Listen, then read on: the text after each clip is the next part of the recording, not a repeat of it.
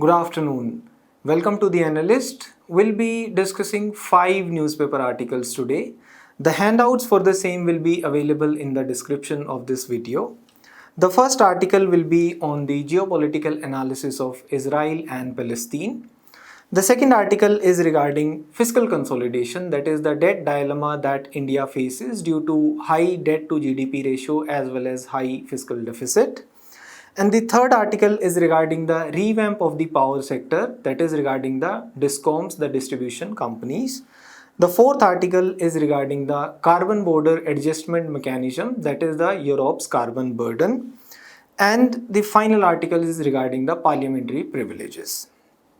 Now the first article regarding Israel and Palestine. This is important in paper 2 in the effects of policies and politics of various countries and its impact on India's interest.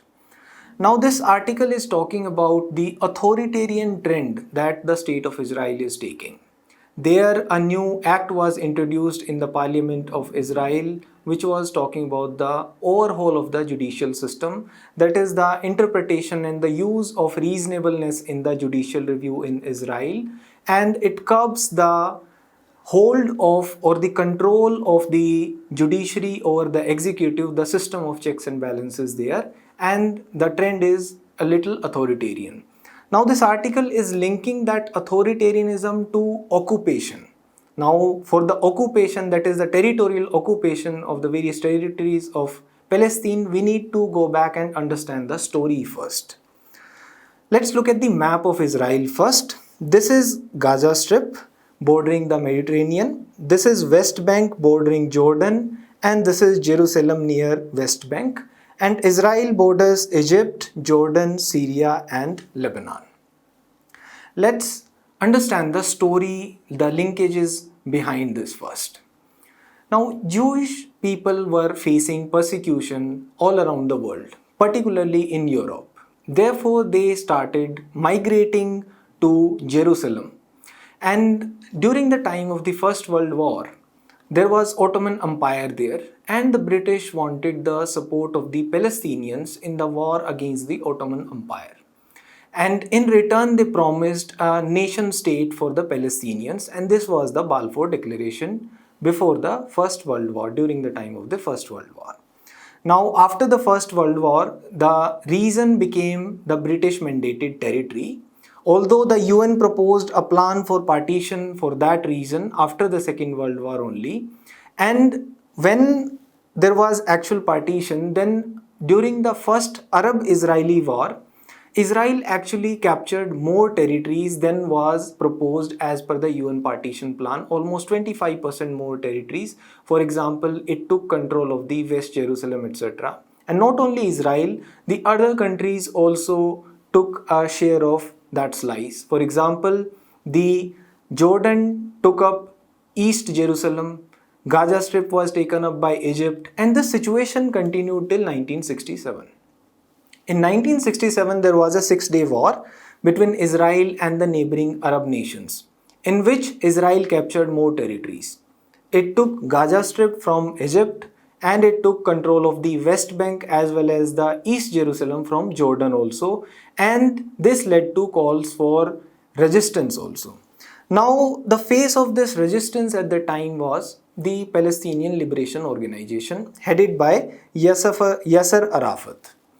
Now, when initially they were operating from Jordan, there the Jordanian king cracked down upon the Palestinian Liberation Organization and they fled to Lebanon. And they started operating from there.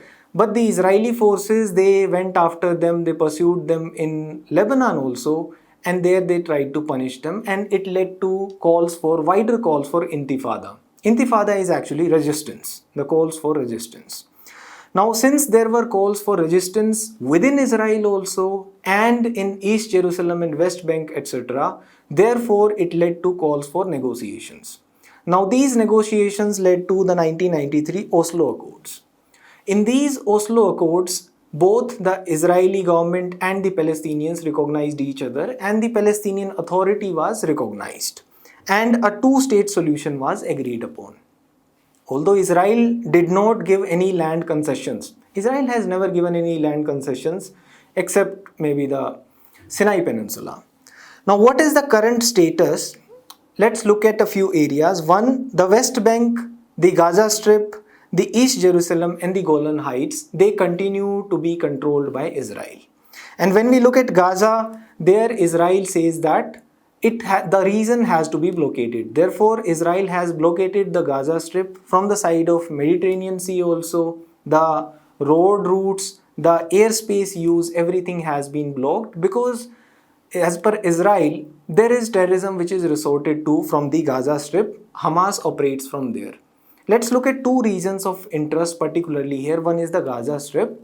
In Gaza, there is one militant group, that is Hamas, which operates from there, and it has dug tunnels also which open in the Israeli territory, and through there they are sending in people also, and they are resorting to terrorism as per Israel. And the Israeli forces, they have destroyed dozens of tunnels in the recent months also. Also, they are resorting to rocket firing into the Israeli territory. From there, hundreds, even thousands of rockets are fired from the Gaza Strip into the Israeli territory. Not only that, Hamas even represents it as a protector of the Palestinian state. For example, when the Israeli forces entered the Al-Aqsa Mosque in the East Jerusalem, then there was a continuous firing of rockets from the Gaza Strip.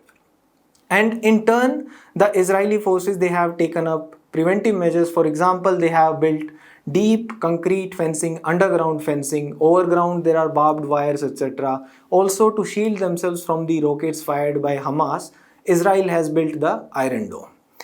When we look at Jerusalem, it is a holy place. It contains quite a few holy sites. For example, the Haram al-Sharif, the Al-Aqsa Mosque, the Temple Mount, etc. They are located there. But the problem is Israel has settled a lot of Jews there. Almost 250,000 Jews are settled in the Jerusalem. Now, what are the outstanding issues as of now? One is the obvious boundary question. The Israelis, they say that 1967 border, it should be recognized, the green line they call it. But Israel security walls have been built in the region, and also there are Jewish settlements deep inside the West Bank also. Then there is the issue of the capital, because the Palestinians, they want the East Jerusalem to be the capital of Palestine, future Palestine state. And then the question of refugees, because after the first Arab-Israel war, there was a mass exodus. There was a lot of displacement, and the Palestinians, they had to flee their homes. They want to come back. But naturally, Israel is not going to allow that because it will severely affect the demographics of the Jewish nation. Now, what has been India's stand there till now? India has always supported the just Palestinian cause and its unwavering commitment to the two-state solution. Initially, we even used to say that there should be a two-state solution along with East Jerusalem as the capital of the Palestine, the future Palestine. But since 2017, the reference to East Jerusalem as its capital has been dropped actually.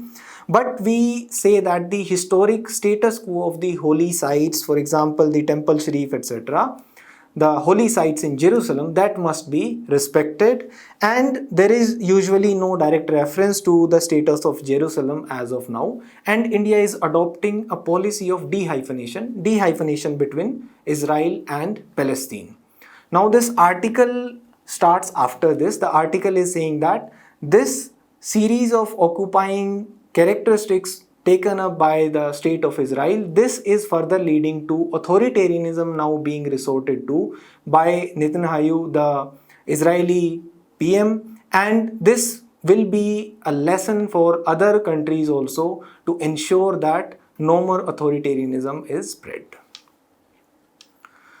Now, the second article is regarding the debt dilemma. This is important in GS3, Indian economy and issues related to planning, mobilization of resources, growth, etc.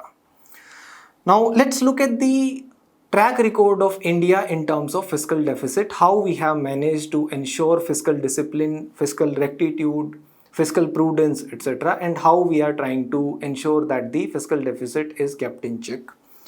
Initially, it used to be low, but after the 2008 global financial crisis, we had to undertake stimulus. That is, whenever there is weak economic growth, to ensure that there is a faster recovery, government usually spends more.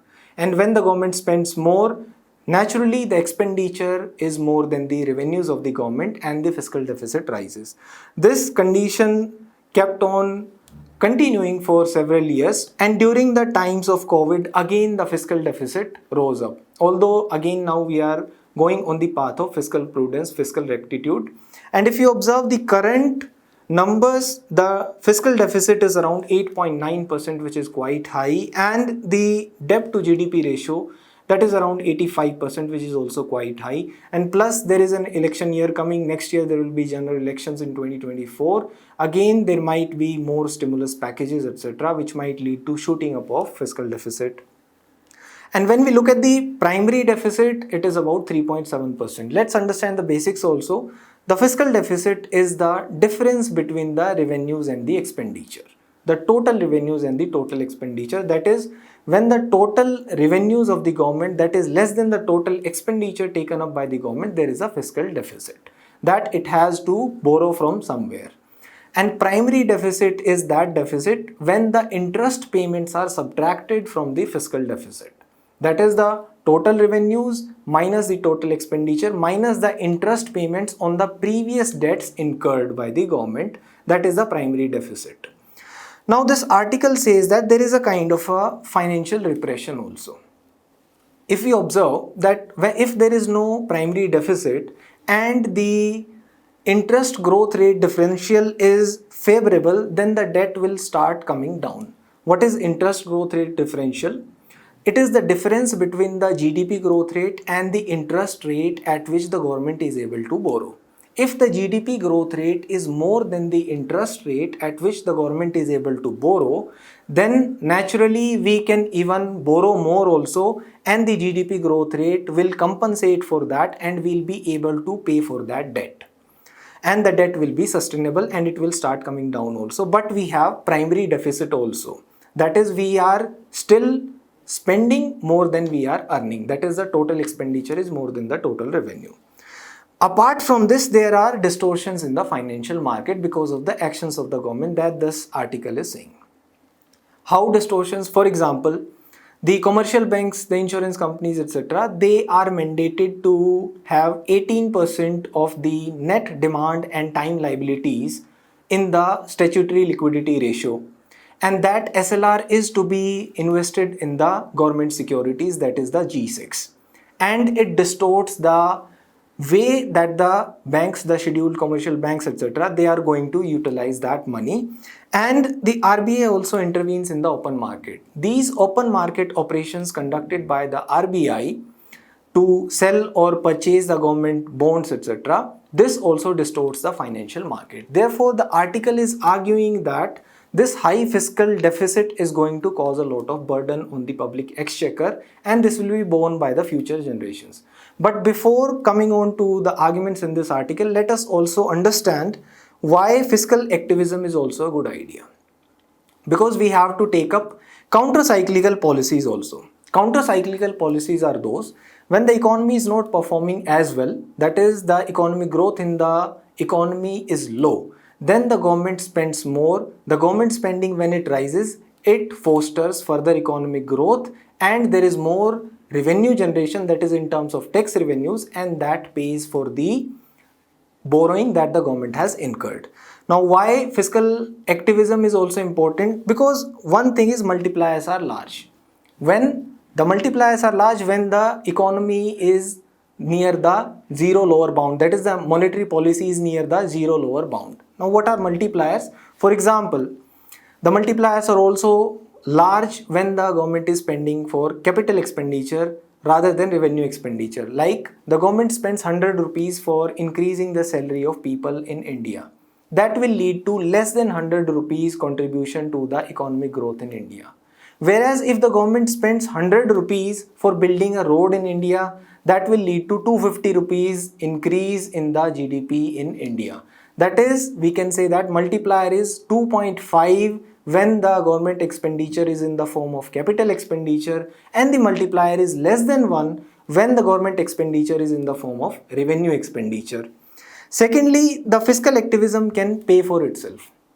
For example, when the government spends, naturally it will lead to economic growth, and that economic growth will lead to more tax revenues for the government, and when there is more tax collected by the government, that can be used to pay for the borrowing, pay for the spending that the government has done. Then the government always has a welfare motive also. For that, fiscal activism is required, that is a redistribution of income that has to be done. And the debt sustainability, that depends upon the willingness, the political willingness to repay it. For example, we also faced crisis during the 1991, for example, but we never defaulted on our payments. For example, the domestic debt obligations, they were defaulted in Latin America, in Russia also, but we have never defaulted, even though we had to mortgage gold in 1991. Therefore, these are some arguments in favor of fiscal activism also. Now coming on to the fiscal cost, that is fiscal cost of high fiscal deficit. One is in the form of interest payments, because we have high interest payments in the form of up to about 5% of GDP goes in the form of interest that has been incurred on the loans that we have taken. Almost 25% of revenue receipts that goes in the form of interest payments, and this interest payment is more than the expenditure on education and healthcare combined in India. Then when we look at the calibration of the counter-cyclical fiscal policy, that is affected when there is fiscal deficit, because if there is already high fiscal deficit, then during the times of economic downturn, we will not have enough to give stimulus packages, etc., and we won't be able to resort to the counter-cyclical fiscal policy measures.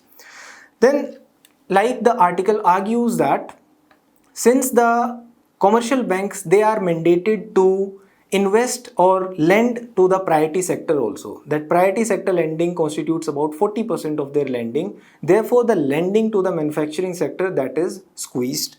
Then the sovereign rating is low because of the high fiscal deficit, and when the sovereign rating is low, then the external commercial borrowings, their cost will be higher. They will be borrowed at a higher interest rate.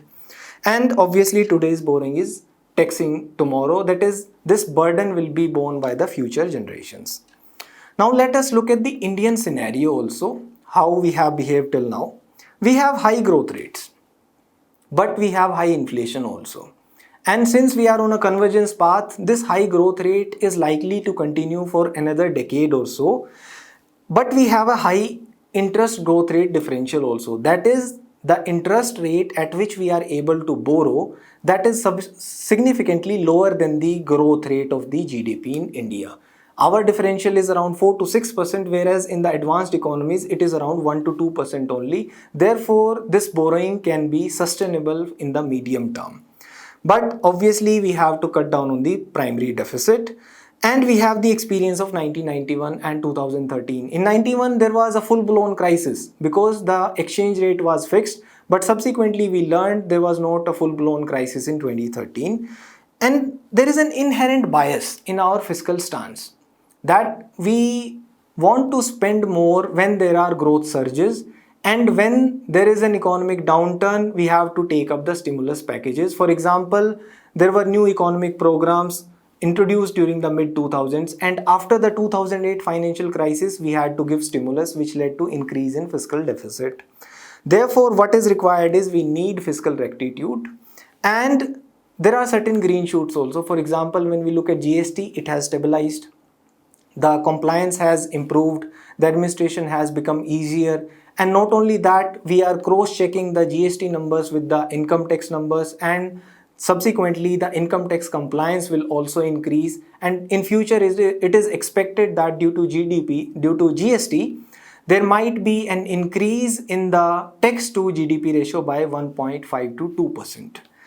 Now, then we have the FRBM Act, the Fiscal Responsibility and Budget Management Act, and the NK Singh panel recommendations. The Act provided for the guidelines to limit the fiscal deficit, etc., to a certain limit by a certain timeline, and the NK Singh panel, it gave further guidelines regarding an escape clause, etc., which can be resorted to. That is, more borrowing can be taken by the state in case there is an emergency, for example, a war, natural calamity, etc.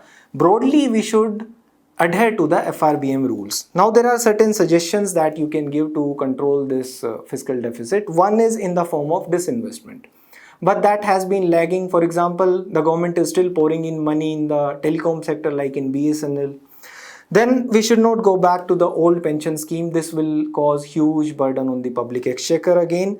We should not resort to freebies. Like we just discussed that the returns, the multipliers on the revenue expenditure, they are less than 1, whereas the multipliers for the capital expenditure, they are almost 2.5. And we should reduce the subsidies in kind. The subsidies, if they are to be given, because redistribution of wealth, that is a legitimate government activity, if it is to be done, it should be done in cash rather. This suggestion can be given, because subsidies in kind in the form of goods and services, that can lead to distortion also in the market. And the adherence to the FRBM rules. These are the broad suggestions that you can quote. Now the third article is regarding the power sector revamp. This is important in GS3 in infrastructure in energy. Now power is a concurrent subject in India, and the distribution and supply, that is broadly controlled by the states.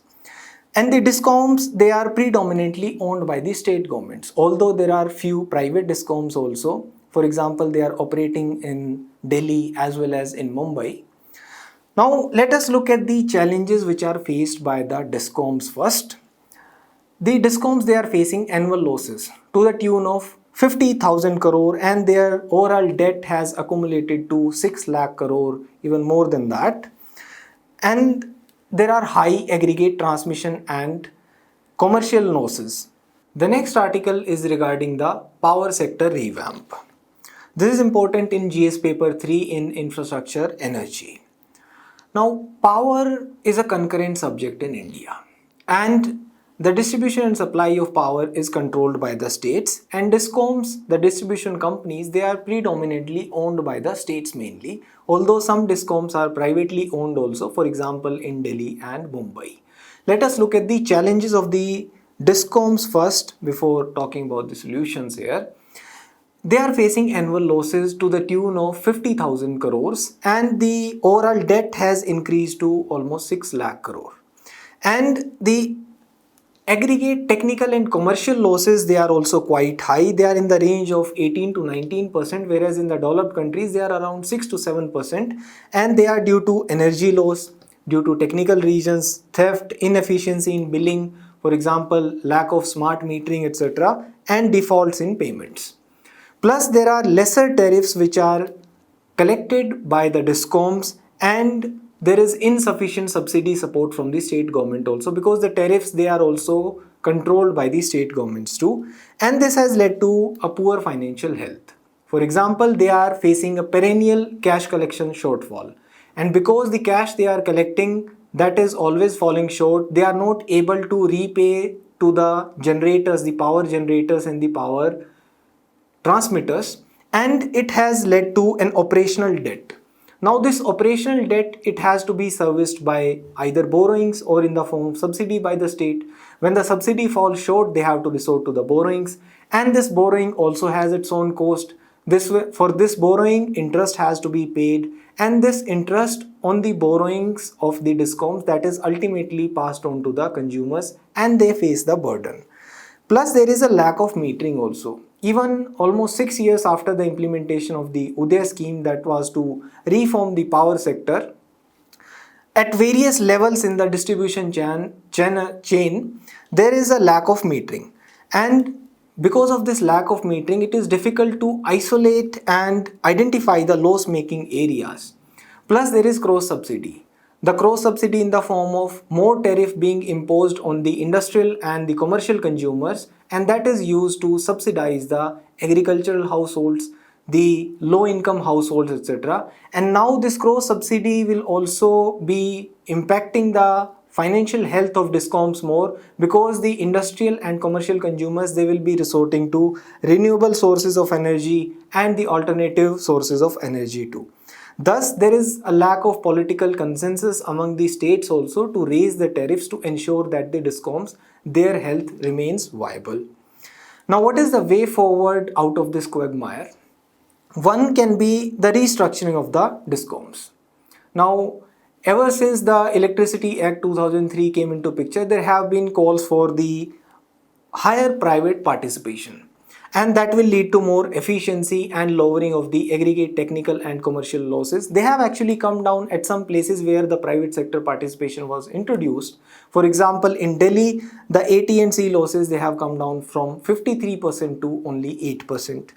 Plus, there are regulatory reforms which are needed. For example, there are calls for the dismantling of the state electricity regulatory boards and the depoliticization of the SERBs, etc. And the operational reforms, they are needed to cut down the AT&C losses as well as the improvement in billing efficiency. For that, smart metering should be introduced. And the renewable energy integration, that can also be resorted to, because that way we'll be able to accommodate the generators also and the prosumers also. The prosumers are those entities which are producing electricity also and consuming electricity also, and the surplus they are giving to the grid. Then the Electricity Amendment Bill 2021, it proposes the delicensing of the power distribution sector to ensure that there are reduced entry barriers and there is higher competition. When there is competition, when there are multiple players in the market who are the distributors of the electricity, naturally consumers will have more choice and they can choose from which distributor they want to purchase electricity. The creation of a national power distribution company can also be explored. That way the procurement price can be brought down. Then low cost, robust solar panel manufacturing industry, that can trigger the creation of more solar energy, generation of more solar energy, that can also be explored, because when the procurement price of electricity comes down, then this benefit of low cost of generation can be passed on to the consumers, and there the political economy of not bringing down the tariffs which are to be imposed on the households, that can also be taken care of. Now the next article is regarding the Europe's carbon burden. This is regarding the carbon border adjustment mechanism that Europe has taken. Now this is important in GS3 in conservation and environmental pollution, etc. Let us understand first what is the carbon border adjustment mechanism proposed by the Europe. The European Union importers of the goods, they will have to register with the national authorities and they will have to purchase the CBAM certificates, because whatever goods are imported in the European Union, if any carbon has been emitted in the production of those goods and those goods at the place of their production, then the price of that carbon has to be paid in the form of carbon taxes to the European Union authorities. And the EU importer has to declare the emissions which are embedded in the imports in the products that he has imported, and the corresponding number of carbon emission certificates he will be surrendering to the European Union. And if the carbon price has already been paid, then that much price can be deducted from the calculations. Now, this carbon border adjustment mechanism, this was part of the Fit for 55 in the 2030 package of the European Union. This Fit for 55 means that the European Union wants to ensure that the emissions of the carbon, they will be brought down by 55% from the 1990 levels by 2030. And CBAM, the carbon border adjustment mechanism, is one of the aspects of Fit for 55. Now here the duty on the imports is based on the amount of the carbon emissions, as we discussed, and this will discourage the emissions. But when we see it from the perspective of trade, it will affect the production and the exports from the other countries to European Union. The purpose that EU is saying, it is for imposing a fair price on the carbon that is emitted. And the EU importers will have to buy those certificates. The prices of these will be determined in the auction prices in the European Union carbon credit market. Initially, this will be starting in a phase-wise manner from the 1st of October. Initially, it will be covering iron and steel, cement, fertilizer, aluminium, electricity, hydrogen, etc.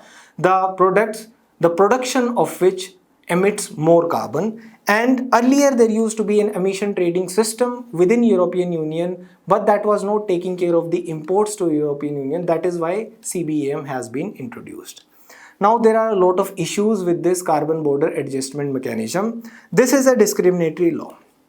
because this is like green protectionism. In the name of reduction of the emission of greenhouse gases, the European Union is indirectly resorting to protectionism and trade barriers, because it is not considering the implicit costs. The implicit costs are those which are known price based costs of the products, and it will affect the developing countries. Particularly the equity principle will be violated, because it is like levying a tax on the products of the developing countries, because usually as stringent emission norms are usually not implemented in the developing countries. There is a problem of measurement also. How much carbon was exactly emitted during the production of a particular product? It is very difficult to measure this, and it will be naturally unfair to the global south. For example, the carbon emissions, the emissions of the greenhouse gas, they impact the entire world equally. Now, the European Union is imposing taxes on that in the name of fair price to the carbon emitted. Now, this revenue is going to the European Union rather. Therefore, it is unfair to the global south. Plus, it can be debated in WTO also. The most favored nation, which is given by the Article 1 of the General Agreement on Trade and Tariff, under this it can be challenged, and it will lead to an adverse impact when we look in the context of India. The exports of the metals, for example iron and steel, they will be particularly impacted, and this will lead to increased compliance costs. And India is at a particularly disadvantageous position. For example, the power that is used in the production of such products, most of it is coming from the coal. Coal is dominating in the production of the power in India. Almost 75% of the power that is being used by the commercial consumers is coming from the coal-fired power plants, whereas the number is about just 15% for the European Union. Now, that will impact this CBM, will also impact our goal of 5 trillion economy, because European Union is our third largest trading partner, and we need to increase our exports if we want to achieve that goal. Now, what is the way forward that can be done? One, we should rather have a robust mechanism of climate finance. The developed countries, they need to take care of the historical responsibility and the differential responsibility that should be borne by them. And the technology transfer, apart from the finance which was sought to be given to the developing countries under the Paris Agreement, etc., that should also be done, and the capacity building of the developing countries. The global carbon price mechanism should be there rather than unilateral actions which are being taken by the developed countries, for example, European Union. And when it comes to India, we can take some measures. For example, we can get into clean technology partnerships, or the government can extend the perform achieve trade, the PAT scheme, to other products also, and we can finance, give subsidies to the MSMEs particularly, so that they are not impacted by the CBA. Now, the next article is regarding the parliamentary privileges. This is important in GS2, in powers and privileges of the members of parliament. Let's talk about the Article 105, which confers the privileges on the members of parliament. The privileges are the freedom of speech in the parliament, that no member of parliament can be prosecuted for anything they have said in the premises of the parliament, or for any act they have done in the parliament, and they won't be liable, they won't be answerable in any court for this. And these privileges, they may further be defined by the parliament by law, although they have not been codified till now. Now, these privileges, they are available to certain non-members also, the non-members of parliament who have the right to speak when there is a parliamentary proceeding going on. For example, the Attorney General of India. And the parliamentary responsibilities, they have to be performed without any hindrance or fear. That was the purpose behind the privileges, so that the authority and dignity of the parliament, that is also maintained, and the democratic functioning, that is also ensured. Hence, the MP should be free to say anything. But if there is an overstepping of these privileges, then the Speaker of the House itself is presumed that he will deal with it. And these are absolute privileges in the premises of the parliament. Unlike maybe the Article 19. Article 19 also confers the freedom of speech on all citizens of the India, but that is subject to the reasonable restrictions which are contained within Article 19 under Article 19 subclause 2. And there are certain limitations under Article 121 also. That is, the conduct of any judge that cannot be discussed except when there is a motion for that particular purpose. Now, what is a breach of privilege? This has not been codified. There are no clear or notified rules regarding this, and therefore there is no punishment also which is prescribed. Generally speaking, we can say that any act that obstructs the functioning of either house of the parliament or either house of the legislature in the states, then that can be said to be a breach of a privileges. Now, what is the judicial take? What has been the Supreme Court stand on it? In the Searchlight case, it was observed by the court that the privileges which are conferred upon the members of the parliament, they will overpower the freedom of speech and expression that is enjoyed by the press. And in the advisory opinion in 1965, the court observed that the court has the power to examine the use of the privileges, and if there is any malafide intention, then that can be punished. In the V. Narasimha Rao case, it was observed that there is immunity even in criminal proceedings also. For example, if there is a bribe which is taken by an MP, etc., then that is not to be dealt with under the Prevention of Corruption Act. Now, what is the procedure in case of breach of privilege of a legislator? One, the speaker or the chairman of the house first decides on the motions, whether that motion is to be admitted or not. Once that motion is to be admitted, then the speaker or the chairman will constitute a privileges committee. Now, this privileges committee is usually nominated based on the party strength in the houses, and this committee will seek an explanation from all the parties, and it will conduct an inquiry and make recommendations for the further prosecution. Now, what are the criticism of the privileges? One, it is said that the MPs, they are acting like the judges in their own cases, and it is a kind of a conflict of interest, and the fair trial guarantee is not there. There are also abuses. The abuse to seek protection from criticism and the offences of bribery and defamation. That way, the parliamentary privileges, they are also abused. What we can suggest is there should be a codification of the privileges. Thank you.